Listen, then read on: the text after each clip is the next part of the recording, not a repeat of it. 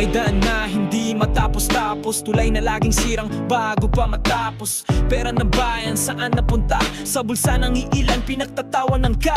Kasama sa bed, may kasunduan, kontraktor at opisyal magkasabwat sa nakawan. Proyekto ng tao, ginagawang ginto, pero sa bulsa nila doon lang tumutubo. Kontrakto ng katiwalian, ginagawang negosyo ang kahirapan ng bayan. Kalsada'y butas, bulsa'y puno, sino pa talaga ang nagsisilbi sa tao? Kontraktor ng kasakiman, inuubos ang buwis ng mamamayan. Di kami bulag, di kami pipi, isinisigaw ng taong bayan. Tama na, hustisya'y hiling.